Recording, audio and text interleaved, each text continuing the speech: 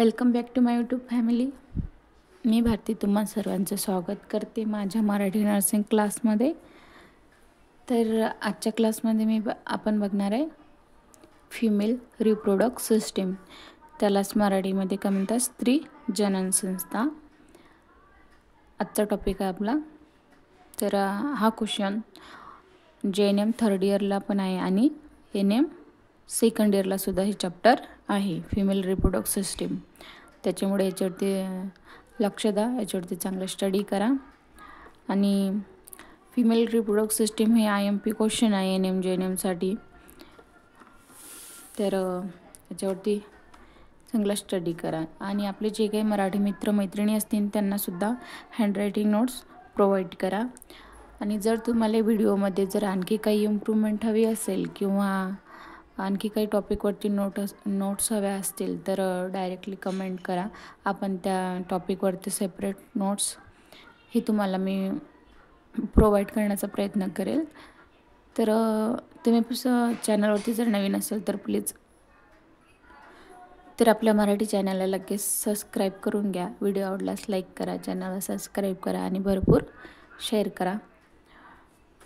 आणि मला तुमच्या असे सपोर्ट आणि प्रेमाची खूप गरज आहे, त्याच्यामुळे सपोर्ट करत राहा. तर सुरू करूया व्हिडिओला.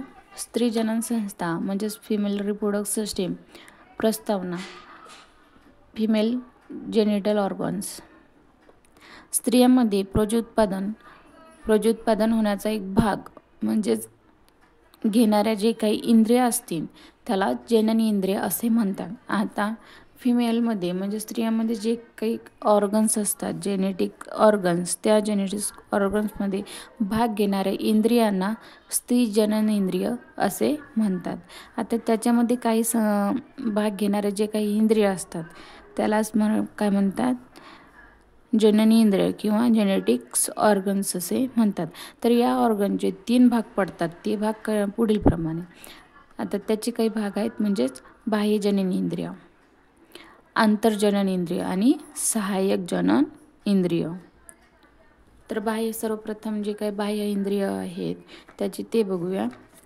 तर बाह्य इंद्रिय म्हणजेच योनीचे जे काही बाहेरचे ऑर्गन्स असतील ते म्हणजे बाहेरील इंद्रिय. सर्व बाह्य जनन इंद्रियांना मिळून वल्वा असेही म्हणतात. आता हे सर्व बाहेरील जे काही इंद्रिय असतील ते मिळून त्याला काय म्हणतात वल्वा असेही म्हणतात.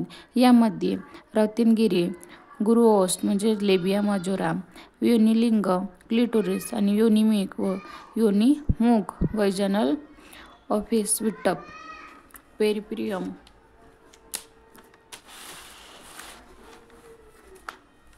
पेरिनियम याचा समावेश होतो. आता मन्स प्युबिक्स म्हणजेच रत्नगिरी. सिम्पॅथिक प्युबिकवरील चरबीचा. आता सिम्पॅथिक प्युबिक्सवरील जी काही चरबी असते त्या थराला काय म्हणतात रत्नगिरी असे म्हणतात, म्हणजेच मॅन्स प्युबिक असे म्हणतात. आता प्युबिक्सपासून तेथूनच रत्नगिरीपासून काय होते तर तिथूनच वल्वाची सुरुवात होते. आता तिथूनच वल्वाची सुरुवात होते. मुलगी वयात आल्यानंतर या भागावर केस येतात. आता मुलगी वयात आल्यानंतर जो भाग असतो बाहेरचा त्या भागावर केस येतात. नेक्स्ट आहे लेबिया मजोरा म्हणजेच त्याला मराठीमध्ये काय म्हणतात गुरुओस्ट. वल्वाच्या दोन्ही बाजूला. आता वल्वाच्या दोन्ही बाजूला असणाऱ्या त्वचेचा जाड एक घड्यांनी झाकलेला पडदा असतो. आता वल्वाच्या जे दोन्ही बाजू आहेत त्यांनी एक जाड घड्यांनी झाकलेला म्हणजेच झाकलेला लेबिया मजोरा त्याला असे म्हणतात. जो घड्यांनी झाकलेला असतो त्याला काय म्हणतात लेबिया मजोरा असे म्हणतात. याची लांबी सुमारे किती आहे तर 3 इंच असून, आता त्याची लांबी 3 इंच असून त्यांची सुरुवात मॅन्स प्युबिक्स खालील कडापासून होते. आता याची सुरुवात कुठून होते तर मॅन्स प्युबिकपासून त्याची सुरुवात होते व शेवट विट्टपाच्या त्वचेमध्ये होते. आता याचा शेवट कसा होते तर विट्टपाच्या त्वचेमध्ये त्याचा शेवट होते. लेबिया मजोरा या ॲरिओलर टिश्यू व चरबीपासून तयार झालेला असते. तर लेबिया मजोरा हा कशापासून तयार झालेला असते तर ॲरिओलर चरबीपासून तयार झालेला असते. तयार झालेला असून त्यास रक्तवाहिन्या व मज्जातंतू आहेत. आता या चरबीपासून तयार झालेला असून त्याच्यामध्ये काय आहेत तर रक्तवाहिन्या व मज्जातंतू आहेत. वरील बाजूस त्वचेचे आवरण आहेत. आता वरील सर्व बाजूस काय आहे त्वचेचे आवरण आहे. लेबिया मोजुरामध्ये गर्भाशयाचे राऊंड लिगामेंट्स विलीन झालेले आहेत. आता लेबिया मोजुरामध्ये काय आहे तर गर्भाशयाचे राऊंड लिगामेंट विलीन झालेले आहेत. यामध्ये भरपूर तेलग्रंथी आहेत. आता त्याच्यामध्ये काय भरपूर प्रमाणात तेलग्रंथी आहे. तसेच मागील बाजूस एक बार्थोलिन ग्रंथी, मागील बाजूस काय आहे बार्थोलिन ग्रंथी आहे. विट्टपाच्या निघणारा, आता विट्टपापासून जो निघणारा स्त्राव आहे, जो स्त्राव आहे हा तिच्या 2 सेमी लांबीच्या नलिकामार्फत योनी मार्गात सोडला जातो. तर हा काय आहे 2 सेमी लांबीच्या नलिकामार्फत योनी मार्गाने जोडला जातो किंवा सोडला जातो. त्यामुळे हा मार्ग नेहमी ओलसर व बुळबुळीत असतो. आता हा योनी मार्गाने सोडला जातो त्यामुळे हा मार्ग कसा असतो नेहमी ओलसर व बुळबुळीत असतो. लघुवंश म्हणजे लेबिया मायनोरा. गुरुवंश मध्यभागी असणारा या त्वचेचा लहान घड्याने झाकलेल्या लेबिया मोजुरा असे त्याला म्हणतात. तर लेबिया मोजुरा कसा आहे तर एक लहान घड्याने एक झाकलेला लेबिया मोजुरा आहे. यामध्ये देखील रक्तवाहिन्या, मज्जातंतू व तेलग्रंथी असून त्या त्वचेच्या आवरणांनी आच्छादलेल्या आहेत. त्याच्यामध्ये काय आहे तर रक्तवाहिन्या, मज्जातंतू व तेलग्रंथी त्वचेच्या खाली आवरणाने झाकलेले किंवा आच्छादलेले आहेत. लेबिया मोजुरावर केस येत नाहीत. बरोबर, लेबिया मोजुरावर केस येत नाहीत. पुढील व बाजूस लेबिया मोजुराच्या घड्या एकमेकावर आलेल्यामुळे क्लिटोरिस झाकले जाते. आता लेबिया मोजुरा एकमेकावर त्याच्या घड्या आल्यामुळे क्लिटोरिस हे झाकले जाते. नेक्स्ट आहे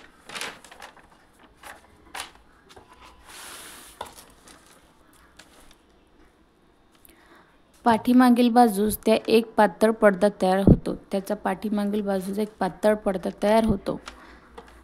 त्याला कॉर्चस असे म्हणतात. दोन्ही लेबिया मोजुरामधील रिकाम्या जागेस वेस्टिब्युलर असे म्हणतात. आता ज्या रिकाम्या जागा आहेत त्याला काय म्हणतात वेस्टिब्युल असे म्हणतात. योनिलिंग म्हणजे क्लिटोरिस. मूत्रद्वाराच्या वरील बाजूस 2.5 सेमी अंतरावर लहानसा पेशी समूह आहे. आता मूत्रद्वाराच्या वरील बाजूस 2.5 सेमी अंतरावर एक लहानसा समूह आहे त्याला योनिलिंग असे म्हणतात. क्लिटोरिस असे सुद्धा त्याला म्हणतात. यातील पेशी या संवेदनांनी उत्तेजित होतात. आता यातील जे काही पेशी आहेत ते संवेदनांनी उत्तेजित होतात. उत्तेजित होऊन ताठ होणारे आहेत. आता उत्तेजन होऊन ताठ होणारे आहेत. पेशी समूह अतिशय संवेदनाक्षम असून तो दोन्ही लेबिया मायनोरा ने झाकला गेलेला आहे. आता पेशी समूह अत्यंत ताठ असून हा दोन्ही लेबिया मायनोराने झाकलेला आहे. योनिद्वार यालाच योनिमुख वैजाइनल ऑरिफिस असे म्हणतात. योनिद्वार किंवा मूत्रद्वाराच्या मागील बाजूने आहेत. हायमेन. आता याच्यामध्येच काही भाग आहेत ते पुढीलप्रमाणे. सर्वप्रथम हायमेन हे म्युकस मेम्ब्रेनने अतिशय तलम आवरणाने बनलेले आहे. तर हायमेन काय आहे अतिशय म्युकस आणि मेम्ब्रेनने बनलेले आहे. ते अतिशय तलम आवरणाने बनलेले असून त्याचे योनिद्वार झाकलेले असते.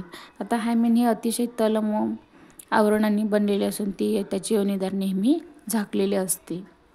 हायमेनच्या बाहेर असणाऱ्या स्त्री जननेंद्रियांना किंवा जननेंद्रिय तर हायमेनच्या आतील बाजूस असणाऱ्या जननेंद्रियांना अंतर्जननेंद्रिय असे म्हणतात.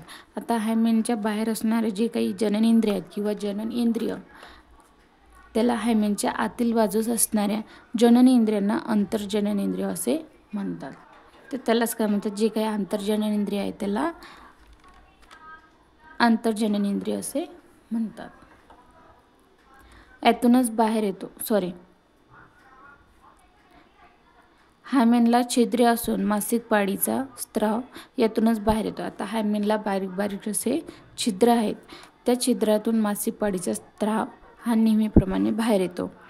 त्यालाच मिलनाच्या वेळी संभोगाच्या वेळी हा पडदा फाटला जातो.